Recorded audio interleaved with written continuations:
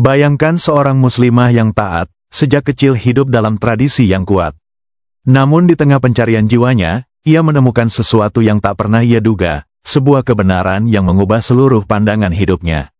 Bagaimana mungkin keyakinan yang ia pegang seumur hidupnya kini diguncang oleh perjumpaan dengan kasih Yesus Kristus?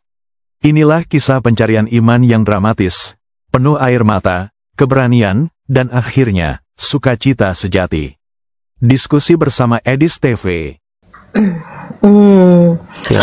Sebetulnya Bunda tuh udah 3 minggu itu nggak sengaja lihat Edis terus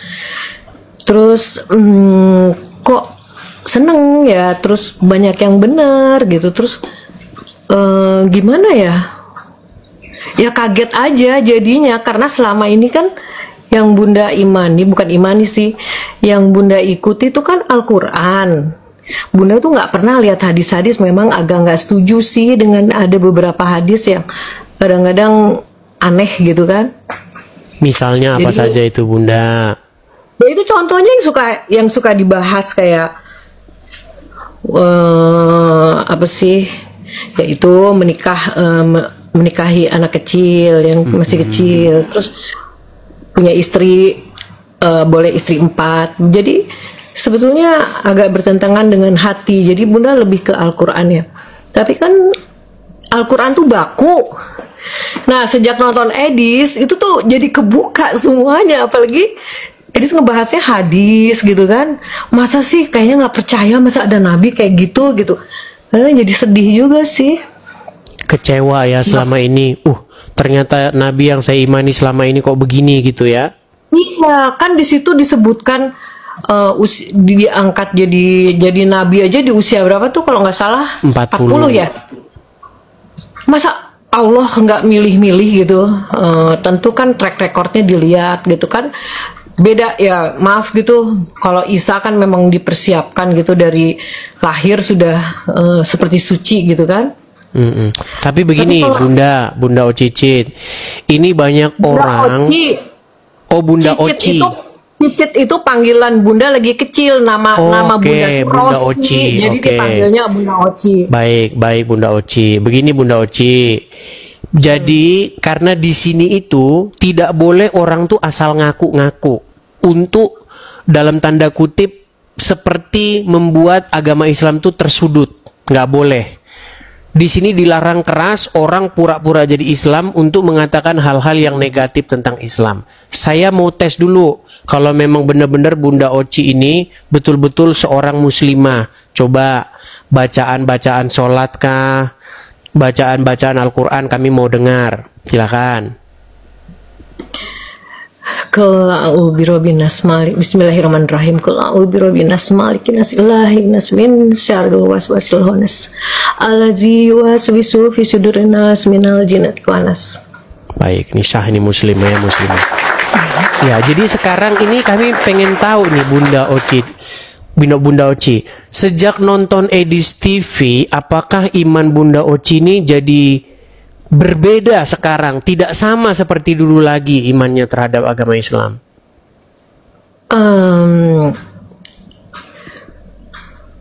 Gimana? Bukan mungkin masih agak shock aja kalau dengar-dengar cerita tentang hadis ya, yang tentang Nabi Muhammad gitu. Memang Bunda juga kalau bulan puasa kan tadarus gitu. Sekarang udah masuk tadarusnya kan biasanya Al-Qur'annya gitu kan, bahasa Arabnya.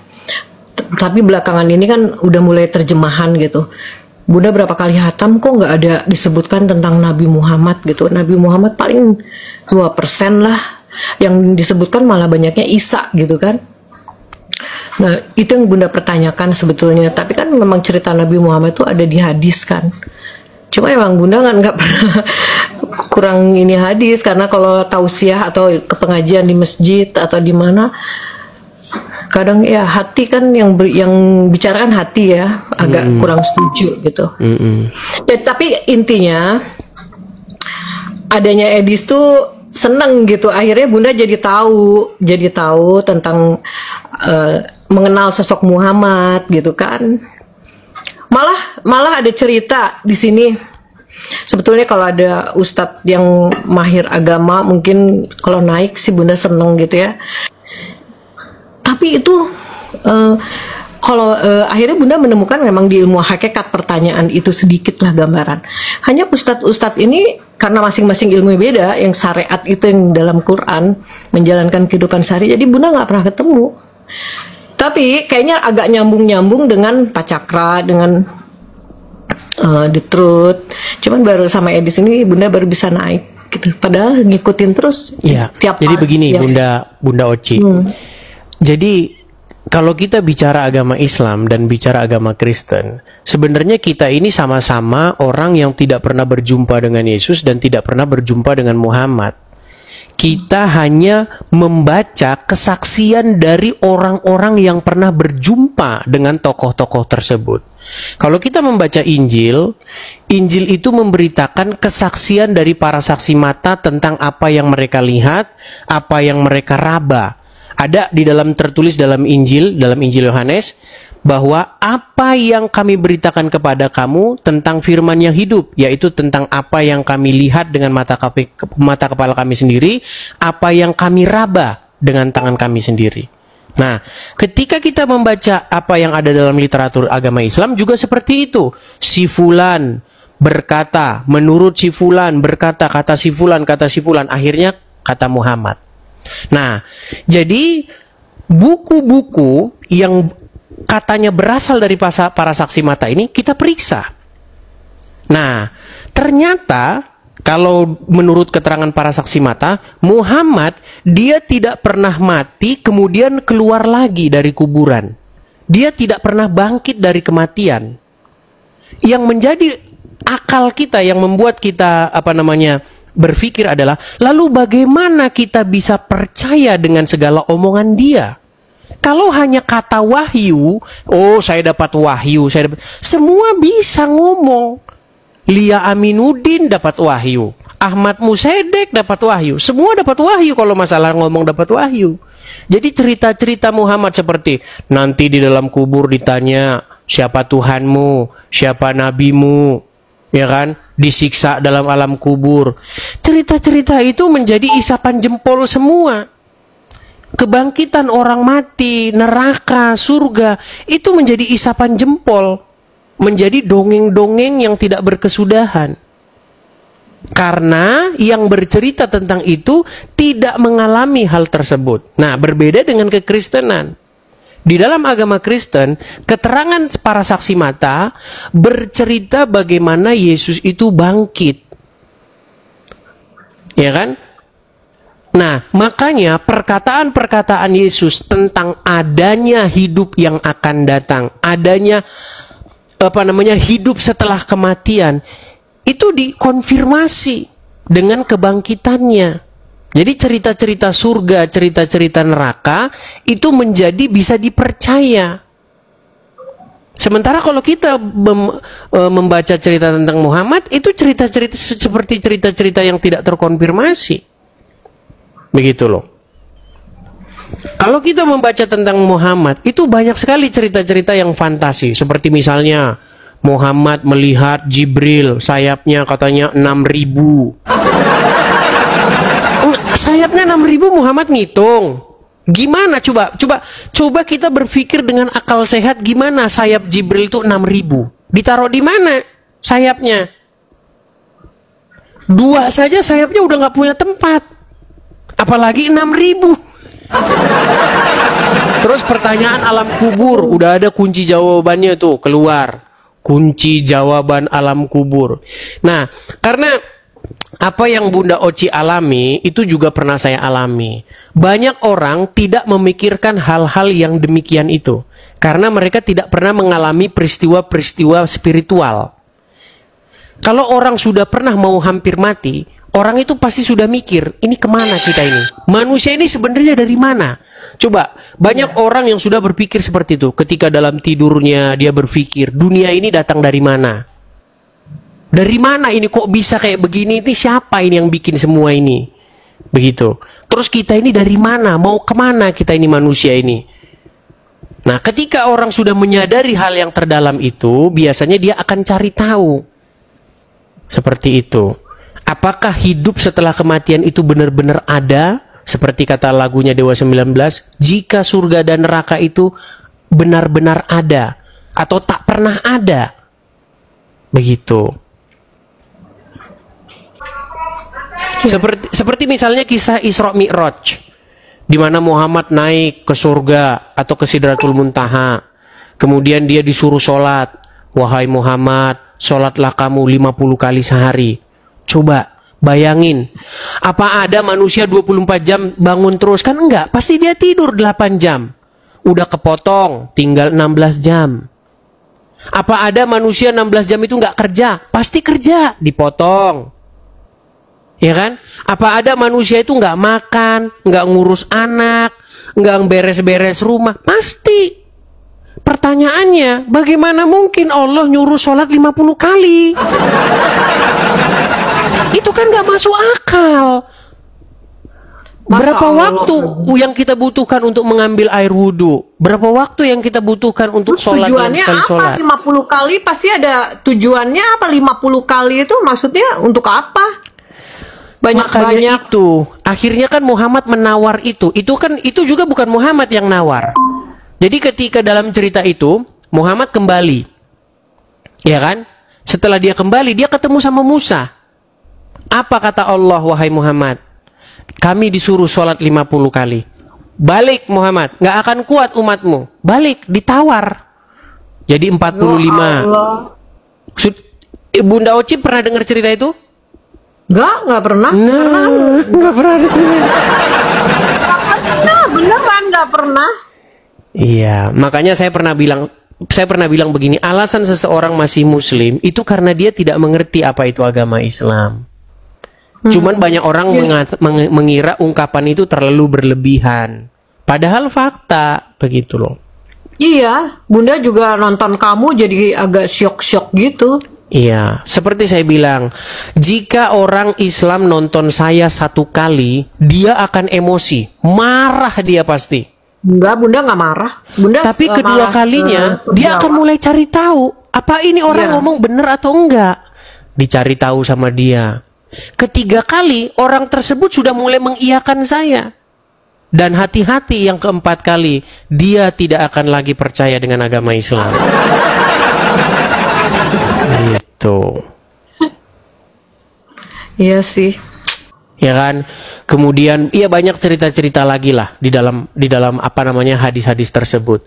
Lalu Bunda Oci bilang, kayaknya kita nggak percaya ini. Lalu kita percaya kepada Al-Quran saja. Sebenarnya dalam Al-Quran sendiri pun juga ada hal-hal yang dalam tanda kutip akan bermasalah. Contoh nih, di dalam surat An-Naba ayat 33 bahwa pahala yang akan diberikan kepada orang-orang yang bertakwa itu adalah gadis-gadis yang berpayudara besar. Ih, amit-amit. Nggak tahu. Itu ada ayatnya. Masa Quran kata-katanya nggak sopan gitu? Ada. Di dalam surat An-Naba ayat 33. Jadi ada terjemahan yang sudah dipelintir memang. Tapi kalau terjemahan-terjemahan yang dulu itu bunyinya gadis-gadis montok yang sebaya. Tapi ada terjemahan yang baru sekarang gadis-gadis yang sebaya. Montoknya dicoret. Tapi kalau dibaca tafsir-tafsirnya masih sama itu. Bunda. Aneh-aneh aja ya. Terus itu juga contoh yang bingung sekarang itu yang surga yang Edis pernah bahas 70 bidadari. Terus ada juga saya lihat tausiahnya Ustazah gitu bilang wanita-wanita juga nanti akan ada pangeran-pangeran. Akhirnya Bunda kok logika Bunda tuh udah nggak bener-bener yang ya akhirnya jadi malas pergi ikut tausiah kayak gitu. Iya. Karena itu pernah dibahas oleh Yesus di dalam Bible. Mengenai apakah ada orang kawin-mawin pada hari kebangkitan. Nah, jawab Yesus adalah bahwa pada hari berbangkit, manusia itu tidak kawin dan dikawinkan lagi, tetapi hidup dalam bentuk yang baru, seperti para malaikat. Jadi mereka tidak kawin dan dikawinkan lagi. Bukan reinkarnasi itu ya? Bukan reinkarnasi? Bukan. Jadi manusia itu akan diberikan tubuh baru, tubuh kemuliaan, yang dia tidak perlu makan untuk hidup. Seperti itu. Ya walau alam ya, kalau udah meninggal. Ya, karena makanya seperti itu. Cerita-cerita tentang yang terjadi setelah kematian, kita nggak bakal tahu. Karena kita belum pernah ke sana. Makanya yang cerita tentang itu adalah yang pernah mengalaminya, yaitu Yesus, begitu. Nah, dalam Injil itu memberi kesaksian tentang kebangkitannya. Seperti itu. Tapi ya memang sih kagum sih ketika waktu ada huru hara gitu kan, saudara bunda kan ada yang Kristen gitu kan, ada yang Kristen, mereka berdoanya tuh ya ampunilah mereka karena mereka tidak tahu apa yang mereka lakukan. Itu bunda tuh tersentuh gitu, kok nggak kayak kita nih kalau disakiti malah kayak lebih emosi gitu kan. Dan bunda juga sering lihat debat-debatnya Edis sampai ya ampun, sampai emosi, jadi malu ngeliatnya. Tapi bunda bangga sama Edis bisa kontrol, dan bunda sampai bilang, sampai orang Kristen bangga punya Edis gitu. Jadi begini, banyak orang mengkritik ajaran kekristenan begini. Kristen itu ya diajarin nggak balas katanya. Masa dianiaya nggak balas? Masa dijahatin nggak balas? Kalau Islam nggak seperti itu, Islam harus balas. Gini, kita ini kalau ngomongin balas-balasan, nanti nggak ada ujungnya. Makanya peperangan itu saling bertumpahan darah yang tidak ada ujungnya, permusuhan yang tidak pernah berakhir, itu adalah yang saling balas-membalas. Contoh, keluarga A, ya kan, menyakiti anaknya keluarga B. Sesuai dengan ajaran Islam, balas. Kalau dibalas, mereka sakit lagi, balas. Jadinya dendam kesumat, turun-temurun. Cucu-cucunya juga ikut saling balas-membalas. Begitu loh. Kalau kita nurutin emosi, kita nggak selesai. Kenapa sih orang mengangkat parang kemudian membunuh orang? Karena dia nurutin emosinya. Gitu loh. Nah, di dalam ajaran agama Kristen itu yang seperti itu yang ditentang oleh Yesus itu. Kalau kamu hanya berbuat baik terhadap orang yang berbuat baik kepada kamu, berarti itu namanya impas. Contoh, orang sudah baik sama kita, kemudian kita baik sama dia, artinya impas, nggak punya kelebihan. Tetapi kalau orang jahat sama kita, tapi kita balas dengan kebaikan, nah disitulah kelebihannya, begitu loh. Kalau nurutin balas-balasan ya nggak ada ujungnya. Sampai kapan? Begitu. Itu kemarin sampai bunda nonton apa sih channelnya yang itu, yang kemarin adik kita yang dari kepercayaan mana tuh, dia sampai sedih ngelihatnya di channelnya apa, sampai dimaki-maki. Ya Allah, kok sampai kayak gitu, kok dia muslim kayak gitu ya, Islam kayaknya nggak ngajarin seperti itu. Ada yang kepercayaan yang Al-Mahdi itu. Oh iya. Tapi begini, yang saya maksudkan begini, kalau kita bicara tentang dalam tanda kutip kekerasan dalam agama Islam, itu memang watak itu sudah ada dari zaman Muhammad. Begitu loh.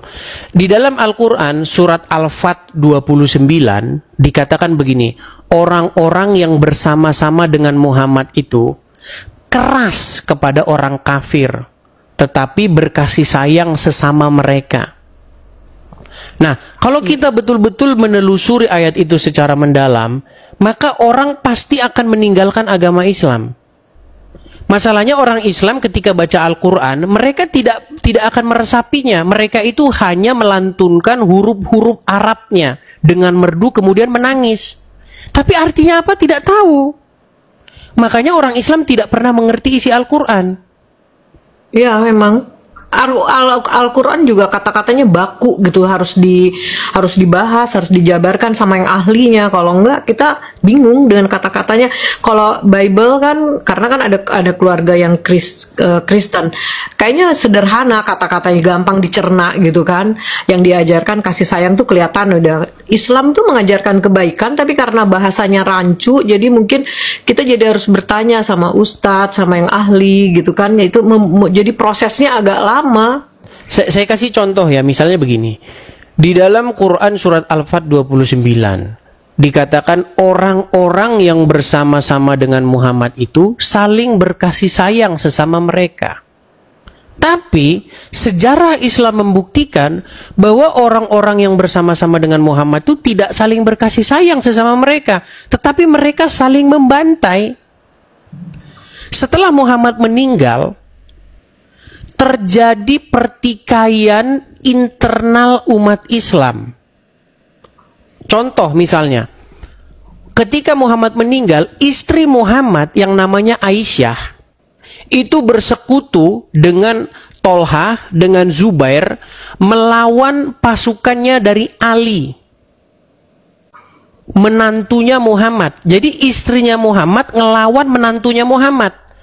Itulah yang terjadi dalam perang Jamal, disebut perang Jamal, karena Aisyah dan para pengikutnya itu mereka menunggangi unta. Jamal itu artinya unta. Jadi mereka saling baku bantai di situ. Ribuan kaum muslimin tewas. Setelah itu tidak usai. Perang itu masih berlanjut. Terjadi perang Siffin, perang antara kelompoknya Muawiyah, pengikut Muhammad, dengan menantunya Muhammad, yaitu Ali ibn Abu Thalib. Menantunya Muhammad karena dia menikah dengan Fatimah, anaknya Muhammad yang perempuan. Bahkan setelah itu terjadi lagi perang Karbala, di mana cucu Muhammad, Hasan dan Husain itu di situ dipenggal. Jadi perang terus. Bisa tahu, Edis hafal ya. Saya sangat tahu sejarah agama Islam. Sejarah agama Islam itu penuh dengan darah. Bahkan setelah Muhammad meninggal, itu mayat Muhammad itu nggak keurus, saking mereka rebutan duit, rebutan tahta. Begitu loh. Ketika Muhammad meninggal, umat Islam itu ribut masalah siapa khalifah yang akan menggantikan Muhammad. Jadi mayat Muhammad sampai 3 hari nggak keurus itu. Begitu. Ya Allah. Iya. Bahkan hadis-hadis menunjukkan sebelum Muhammad meninggal, Muhammad itu ingin meminta pena dan kertas. Sebelum Muhammad meninggal, dia bilang begini, tolong bawakan kepadaku pena dan kertas, supaya aku tuliskan kepada kalian sebuah wasiat, supaya kalian nanti tidak tersesat sepeninggalku. Tetapi sahabat Muhammad yang bernama Umar ibn Khattab itu menghalang-halangi Muhammad dari menuliskan wasiat itu. Bahkan kenapa? Umar bin Khattab mengatakan bahwa Muhammad tuh ngigau dia.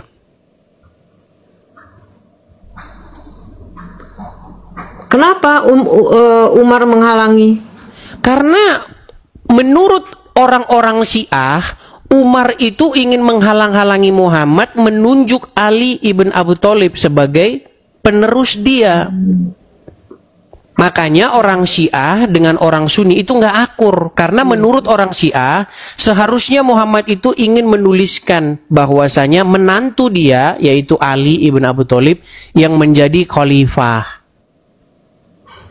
Seperti itu. Itu ada ayat-ayatnya dalam Al-Quran di mana Muhammad itu mengancam 2 istrinya di dalam surat Al-Ahzab itu. Surat Al-Ahzab ayat yang ke Al-Ahzab atau At-Tahrim itu. Ayat yang ke-4. Bagaimana di situ, jika kamu berdua bahu-membahu menyusahkan Nabi, maka ketahuilah bahwa para malaikat, Jibril, orang-orang mukmin akan membantu Muhammad. Ya itu panjang cerita itu. Kalau orang-orang muslim awam memang banyak tidak tahu itu, begitu. Enggak, memang Bunda cerita-cerita Nabi Muhammad tuh karena kan di pengajian aja perdebatan hadis tuh kan ada gitu, jadi Bunda malas nih sahih apa enggak gitu, apalagi dengar cerita-cerita seperti itu kan, jadi nggak terlalu. Jadi yang Bunda jalani adalah berusaha berbuat baik aja, menjaga hati supaya tetap baik gitu, positive thinking. Jadi hanya itu aja. Tapi untuk hal-hal yang lain lebih jauhnya justru Bunda taunya setelah nonton channelnya Edis. Iya, padahal kalau dalam agama Islam tidak seperti itu. Dalam agama Islam itu yang penting mengucapkan 2 kalimat syahadat, maka orang tersebut masuk surga. Walaupun dia berzina, walaupun mencuri, masuk surga. Yang penting 2 kalimat syahadat itu. Makanya bertentangan begitu. Jadi hijrah itu adalah definisinya menutup aurat. Itu definisi hijrah. Iya. Apakah Anda sudah menutup aurat belum? Bangga banget kalau menutup aurat. Tapi yang di dalam pikiran mereka aurat itu hanya rambut saja, rambut kepala. Padahal hakikatnya yang ditutup itu hati kita ya, dari nafsu jahat. Rambut, Allah menciptakan, Tuhan menciptakan sesuatu pasti ada manfaatnya kayak rambut. Jadi sebetulnya kayak hijab gini bukan ukuran ketakwaan ya seseorang. Betul sekali. Bahkan sebenarnya hijab-hijab ini, apalagi Bunda Ocit kan jauh lebih tua daripada saya. Zaman-zaman dulu, zaman-zaman film Lupus, ya kan? Yang punya permen karet dan lain sebagainya. Ada gitu orang pakai jilbab zaman dulu? Nggak ada. Iya. Coba saya mau tanya Bunda Ocit, zaman sekolah ada jilbab nggak? Nggak ada. Jadi ini budaya Islam, budaya Arab yang diadopsi sama kita, akhirnya diterapkan oleh ulama-ulama supaya berhijab. Padahal sebenarnya kalau ditelusuri, bisnis tukang jual jilbab. Iya, nggak ada dulu perempuan-perempuan pakai jilbab itu, nggak ada.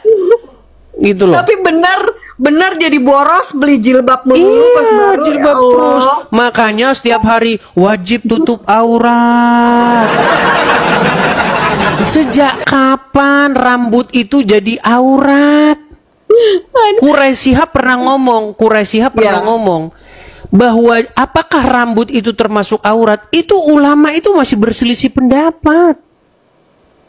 Kalau yang kan pasti aurat itu sudah pasti aurat ini. Ya. Kemudian yang di atas lutut, kalau itu saya setuju. Saya setuju tuh Quraisy Shihab. Saya suka dengan beliau. Tapi kalau kita mau mengkaji secara akademis, itu sebenarnya berjilbab ini itu baru dipelopori oleh seorang ulama asal Mesir.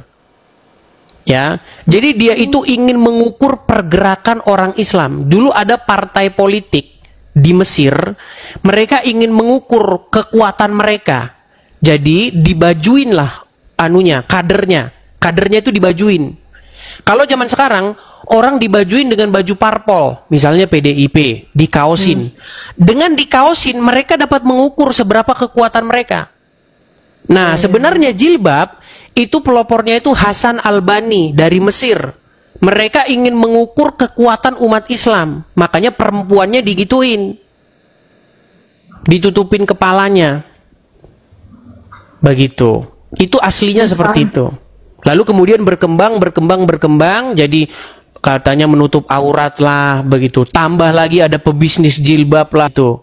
Kemudian tambah lagi dibikin hadis-hadis. Kalau perempuan kelihatan rambutnya sehelai saja, maka akan 70 tahun di neraka.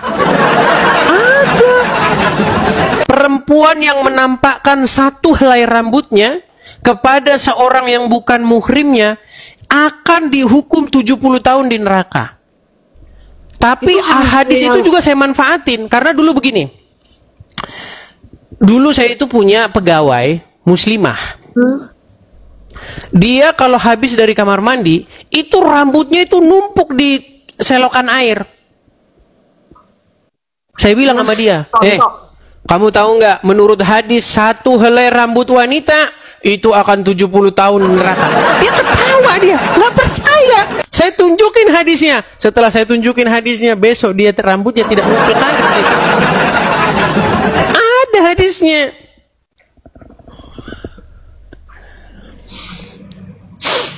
Ya Allah. Nah, itu kadang-kadang. Jadi kalau kita berbicara tentang agama Kristen, Bunda Oci, ya. Jadi kekristenan itu bukan soal gerakan-gerakan badan. Datang kepada Tuhan itu bukan bawa gerakan begini. Kalau begini dikit terus Tuhan nggak senang. Oh, salah. Harus gini. Oh, salah, ada yang gini. Kan banyak itu. Takbiratul ihram itu kan. Ada yang bilang begini, ada yang segini, ada yang di depan begini. Lo fungsinya apa sih? Masa Tuhan senang sama yang begini-begini? Coba kakinya harus ditekuk begini, kan ada itu salah satu video saya upload kan? Sepertinya itu bikinan deh, kayaknya ciptaan siapa, pasti ada yang mengajarkan harus begini. Sepertinya bukan perintah kayaknya. Iya. Pasti Makanya ada saya dalam video itu kan saya bilang begini. Kalau Tuhan di dalam Bible itu melihat hati, tapi Tuhan di dalam Al-Quran melihat kaki. Kalau kakinya salah duduk begini, nggak sah. Setuju, betul. Tuhan yang melihat hati kita. Iya. Nggak melihat. Padahal bagi pengabdian ibadah yang sejati itulah adalah bagaimana kita membuat Dia itu memerintah di hidup kita. Jadi dalam agama Kristen itu ada yang namanya Holy Spirit atau Roh Kudus. Nah, Roh Kudus itu adalah roh yang daripada Tuhan, ruah yang daripada Tuhan, yang ditempatkan di hati orang untuk memerintah orang itu. Jadi ketika roh Tuhan itu tinggal di hati seseorang, maka roh itulah yang akan menuntun langkah kaki orang tersebut kemana dia akan melangkah. Begitu. Makanya ada yang disebut itu dengan Holy Spirit itu. Nah, bagaimana ibadah yang sejati? Bagaimana kita membuat Tuhan itu berdaulat atau menjadi raja di hidup kita, memerintah hidup kita. Ketika Tuhan memerintah hidup kita, tangan kita tidak akan mengulurkan terhadap barang yang bukan milik kita. Kaki kita tidak akan melangkah ke tempat-tempat kejahatan. Karena roh Tuhan membimbing kita. Ada lagunya itu. Tiap langkahku diatur oleh Tuhan, sebab tangan kasih-Nya membimbingku. Ada lagunya. Nah, setelah saya dalami agama Islam, di dalam agama Islam pun itu berbicara mengenai bagaimana Allah itu memerintah. Jadi Allah menjadi raja di hati dia. Tapi caranya harus dengan menempatkan Muhammad di situ. Jadi Muhammad harus memerintah. Makanya saya sering bilang, 2025 ganti Tuhan. Jangan lagi Allah dan Muhammad yang berdaulat, yang memerintah di hatimu. Tetapi biarlah Yesus dan Roh Kudus, Bapa, Yesus dan Roh Kudus yang memerintah di hati seseorang. Karena kita tidak berjumpa dengan Bapa. Kita tidak melihat Yesus.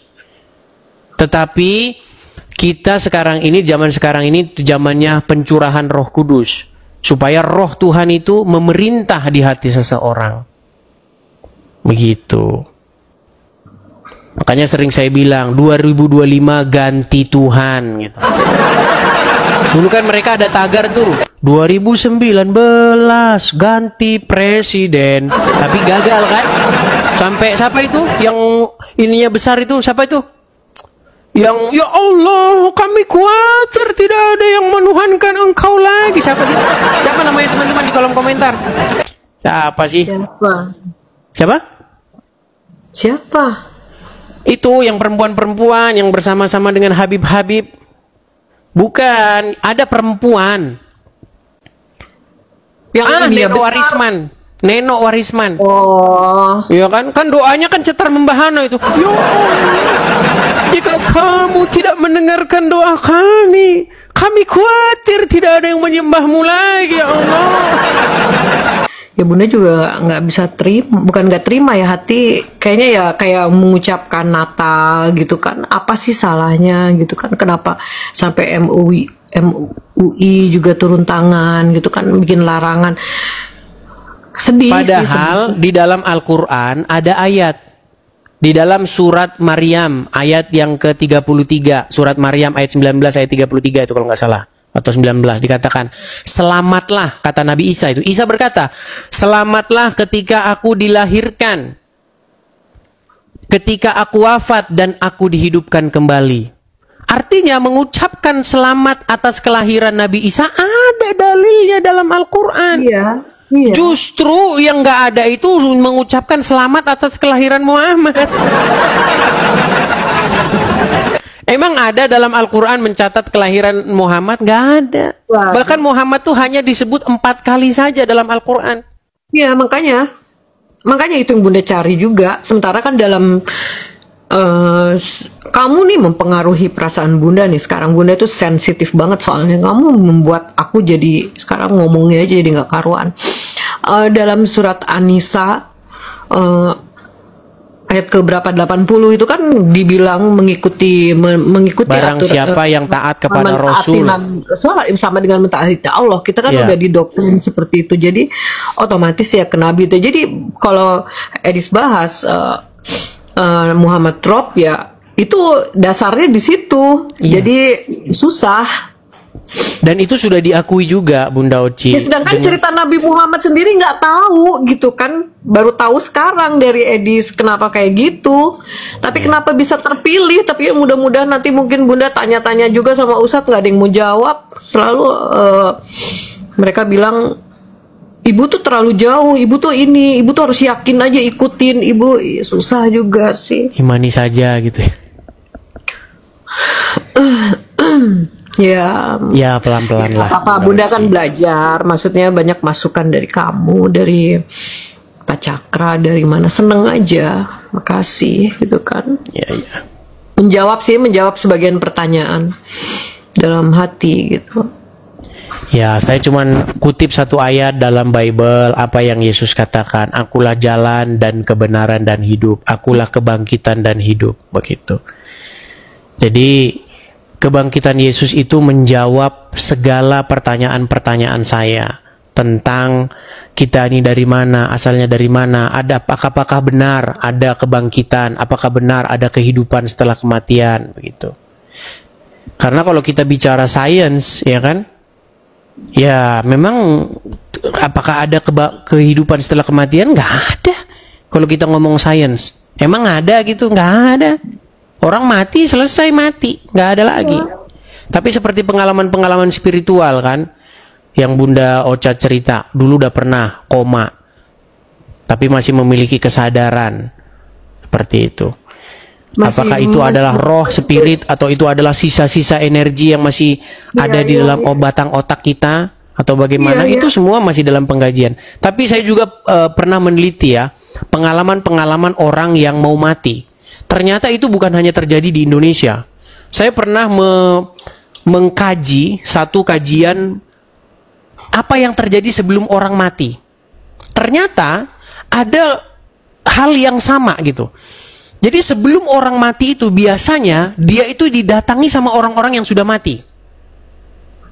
Begitu. Beberapa hari sebelum orang mati, ada orang mati yang datang ke rumah, ngetok pintu. Terus si orang ini bilang, si Anu datang.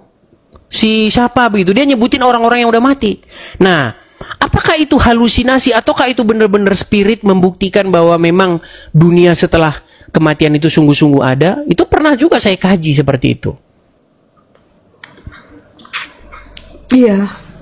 Gitu. Sebelum mati orang ceritanya kayak begitu. Seperti itu. Iya, Bunda juga didatengin sama ayah Bunda gitu kok. Jadi Bunda waktu itu berpikir mungkin saya udah waktunya kembali gitu. Jadi waktu itu juga Bunda berdoanya ketika sadar, ya Tuhan kalau memang, ya Allah kalau memang ini sudah waktunya, insya Allah hamba ikhlas gitu kan, udah siap. Tapi kalau belum waktunya, beri kesempatan hamba untuk sembuh, insya Allah hamba akan menjadi orang yang lebih baik gitu. Itu memang, cuman ada beberapa pertanyaan Bunda yang nggak terjawab gitu sampai sekarang. Ya itulah. Ya, maaf ya. Belajar pelan-pelan lah Bunda Oci ya. Namanya ini kan tidak semudah membalikkan telapak tangan kan. Iya. Pelan-pelan lah. Oke, begitu Bunda Oci? Ya. Makasih ya. Sama-sama Bunda Oci, saya turunkan ya. Selamat malam. Selamat malam, saya turunkan ya. Ya, begitu ya teman-teman ya. Saudara-saudari yang terkasih, hari ini kita akan merenungkan sebuah perjalanan yang menjadi kerinduan terdalam setiap manusia, pencarian akan kebenaran dan keselamatan. Dari zaman ke zaman, manusia selalu bertanya, apa arti hidup? Kemana aku akan pergi setelah mati? Bagaimana aku bisa diselamatkan? Pertanyaan ini tidak pernah hilang, karena memang ditanamkan Elohim di dalam hati kita. Pengkhotbah pukul 3:11 berkata, ia membuat segala sesuatu indah pada waktunya. bahkan Ia memberikan kekekalan dalam hati mereka. Artinya, di dalam hati setiap manusia ada kerinduan akan sesuatu yang kekal, akan kebenaran yang sejati. Namun, manusia sering mencoba mengisi kerinduan itu dengan banyak cara. Ada yang mencari kebenaran lewat filsafat, ada yang mengejar kekayaan dan jabatan, ada yang mencari ketenangan lewat agama dan ritual. Tetapi semua usaha itu hanya memberikan kepuasan sementara. Karena kebenaran sejati bukanlah sebuah konsep atau aturan, melainkan seorang pribadi, Yesus Kristus. Yesus berkata dalam Yohanes 14:6, "Akulah jalan dan kebenaran dan hidup. Tidak ada seorang pun yang datang kepada Bapa kalau tidak melalui Aku." Perhatikan, Yesus tidak berkata, "Aku menunjukkan jalan," atau "Aku tahu kebenaran," melainkan, "Akulah jalan itu, Akulah kebenaran itu, Akulah hidup itu." Inilah yang membedakan iman Kristen dari yang lain. Kebenaran bukan hanya ajaran, melainkan perjumpaan dengan pribadi Yesus yang hidup. Mari kita melihat perjalanan seorang manusia yang mencari kebenaran. Mungkin ia mencoba menemukan damai lewat pekerjaan. Ia bekerja keras, membangun karir, mendapat penghargaan, tetapi hatinya tetap kosong. Mungkin ia mencari lewat agama, melakukan ritual demi ritual, berusaha sempurna dengan kekuatannya sendiri. Namun rasa bersalah dan beban dosa tidak pernah benar-benar hilang. Ia bertanya, apakah ada keselamatan yang sejati? Lalu ia bertemu dengan Injil. Ia mendengar kisah Yesus yang mati di kayu salib bukan karena dosanya, tetapi karena dosa kita. Ia mendengar kabar bahwa keselamatan bukan hasil usaha manusia, melainkan anugerah Elohim. Efesus 2:8-9 berkata, "Sebab karena kasih karunia kamu diselamatkan oleh iman, itu bukan hasil usahamu, tetapi pemberian Elohim, itu bukan hasil pekerjaanmu, jangan ada orang yang memegahkan diri." Disinilah pencarian itu berakhir. Bukan lagi dengan kekuatan manusia, tetapi dengan iman kepada Kristus. Ia menyadari bahwa hanya Yesus yang sanggup menghapus dosa, hanya Yesus yang memberi hidup kekal, hanya Yesus yang membawa kita kepada Bapa. Saudaraku, mungkin kita pun pernah atau sedang berada dalam pencarian itu. Kita mencari makna hidup, kita haus akan kebenaran, kita rindu akan keselamatan. Dengarkanlah kabar baik ini, semua jawaban ada di dalam Yesus. Ingat kisah perempuan Samaria dalam Yohanes 4. Ia mencari kepuasan hidup lewat banyak hubungan, tetapi tetap merasa kosong. Sampai ia bertemu Yesus yang berkata, "Barang siapa minum air ini, ia akan haus lagi. Tetapi barang siapa minum air yang kuberikan kepadanya, ia tidak akan haus untuk selama-lamanya." Yesuslah air hidup itu, satu-satunya yang mampu memuaskan dahaga jiwa kita. Dan lihatlah peristiwa di kayu salib. Ketika Yesus berkata, "Sudah selesai," itu bukan hanya akhir penderitaannya, tetapi juga awal keselamatan kita. Semua hutang dosa kita lunas dibayar. Jalan menuju Bapa terbuka lebar. Kita tidak perlu lagi hidup dalam ketakutan, sebab keselamatan itu sudah dijamin oleh darah Kristus. Maka, apa yang harus kita lakukan? Yohanes pukul 1:12 menjawab, "Tetapi semua orang yang menerimanya diberinya kuasa supaya menjadi anak-anak Elohim, yaitu mereka yang percaya dalam namanya." Tidak cukup hanya tahu tentang Yesus. Tidak cukup hanya kagum pada ajarannya. Kita harus menerima Dia sebagai Tuhan dan Juru Selamat pribadi. Itulah awal keselamatan. Saudara, perjalanan pencarian kebenaran dan keselamatan berakhir dalam satu nama, Yesus Kristus. Dialah jalan satu-satunya, kebenaran sejati, dan hidup kekal. Semua pencarian kita sia-sia tanpa Dia, tetapi bersama Dia kita menemukan jawaban abadi. Karena itu, marilah kita membuka hati kita. Jika hari ini engkau sedang mencari kebenaran, sedang haus akan keselamatan, datanglah kepada Yesus. Jangan tunda. Ia berkata, "Barang siapa datang kepadaku, ia tidak akan kubuang." Yohanes pukul 6:37. Kiranya setiap kita dapat berkata seperti Rasul Paulus dalam Filipi 3:8, "Segala sesuatu kuanggap rugi, karena pengenalan akan Kristus Yesus, Tuhanku, lebih mulia daripada semuanya." Inilah kabar indah itu, manusia mencari kebenaran, dan kebenaran itu telah datang kepada kita di dalam Yesus. Tinggal kita yang mau percaya dan menerimanya. Dan ketika kita melakukannya, kita tidak hanya menemukan kebenaran, tetapi juga keselamatan dan hidup yang kekal.